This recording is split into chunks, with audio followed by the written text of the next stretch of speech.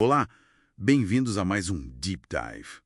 Hoje a gente mergulha num tema assim fundamental: a intervenção dos espíritos no mundo corporal.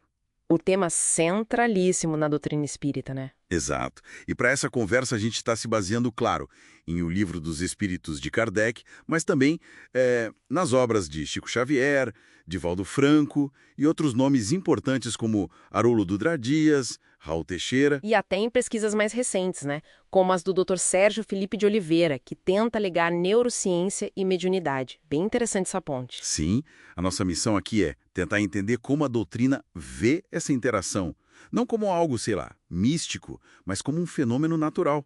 Isso. Um fenômeno constante, estudável e com um propósito bem definido para a nossa evolução. Kardec viu o espiritismo como ciência, né? Certo. A ideia-chave é que o mundo espiritual e o nosso, o material, eles não estão separados. Eles se interpenetram o tempo todo. E com qual objetivo? Principalmente para auxiliar no nosso progresso, tanto moral quanto intelectual. A Terra seria, tipo assim, uma grande escola para as almas. Ok, vamos tentar desempacotar isso. A primeira coisa que choca um pouco em O Livro dos Espíritos é aquela questão 459. Ah, sim, forte, né? Muito. Diz que, de ordinário, são eles os espíritos que vos dirigem. Nossa, isso soa quase como se não tivéssemos controle. Como fica o livre-arbítrio aí? Então, essa é a grande questão. A resposta está na sutileza. A interação acontece muito pelo pensamento. Pelo pensamento? Como assim? Através do que as fontes chamam de fluidos, que seriam energias sutis que conectam mentes, sabe? Muitas vezes a gente tem um pensamento e acha que é nosso, Uhum, mas pode ser uma sugestão. exatamente. Uma sugestão. Só que aí entra o livre-arbítrio. A gente escolhe se segue ou não. A decisão final é sempre nossa. O próprio Kardec dizia que sentia as ideias sopradas, mas era ele quem escrevia, quem escolhia. Entendi. É sutil.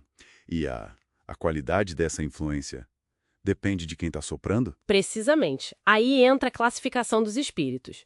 Tem os imperfeitos, ainda ligados à matéria, que podem até incitar o erro se acharem em sintonia. Uhum. Os bons, que buscam nos ajudar para o bem.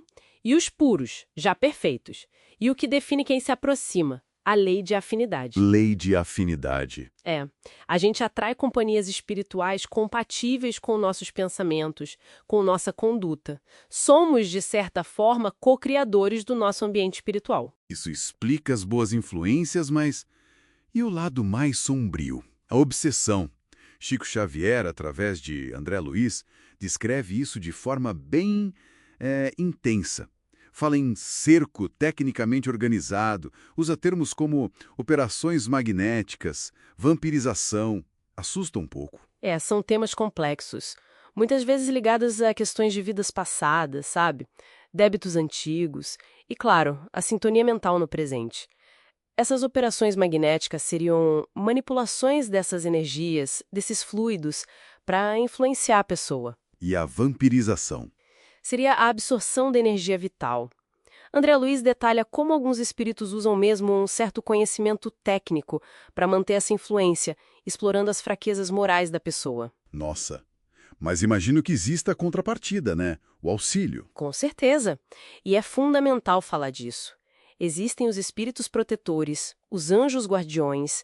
Eles nos amparam, nos guiam. Mas eles podem intervir sempre? Eles respeitam nosso livre-arbítrio. A ajuda zen, mas ela complementa o nosso esforço, sabe? É o buscar e achareis. A gente precisa fazer a nossa parte. E a prece? Como entra nisso? A prece é vista como um canal direto, um fio de comunicação, um jeito de fortalecer essa conexão, de se reabastecer psiquicamente, elevar a sintonia. Faz sentido. E quando a comunicação é mais direta? A mediunidade. Kardec estudou isso a fundo, né? Sim, e com muito método. Ele fundou a Sociedade Parisiense de Estudos Espíritas para isso, mas ele sempre alertou para a necessidade de discernimento. Por quê? Porque as comunicações podem variar muito. Podem ser sérias, mas também podem ser frívolas ou até enganosas.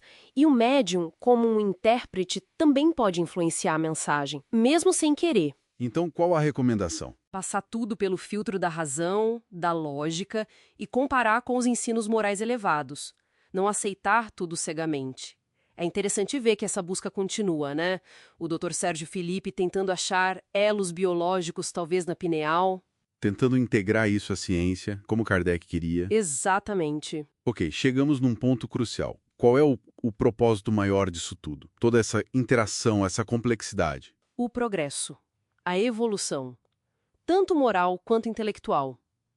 Toda essa dinâmica, desde a influência sutil até a mediunidade, passando pelos desafios como a obsessão e o auxílio dos protetores, tudo visa nos impulsionar para frente. Conecta com aquela ideia de Jesus, meu reino não é deste mundo. Perfeitamente. Quando a gente entende a vida espiritual como real, como a nossa verdadeira destinação, a vida aqui na Terra ganha outro sentido. Vira uma passagem, uma escola. As dificuldades são lições. A verdadeira conquista não é material. É moral. É moral, é espiritual. Então, resumindo o nosso deep dive de hoje. A interação entre os dois mundos, segundo essas fontes, é constante, é natural. Não estamos sozinhos aqui. De jeito nenhum. E ela é regida por leis como a da afinidade e tem um propósito claro: nossa evolução. Mas o ponto central é a nossa parte nisso. A corresponsabilidade. Exato. Temos influências, temos auxílio, mas o livre-arbítrio, as nossas escolhas, o nosso esforço, isso é determinante. Daí a importância da vigilância, do orar e vigiar e de buscar o bem ativamente. Fica então a reflexão, né?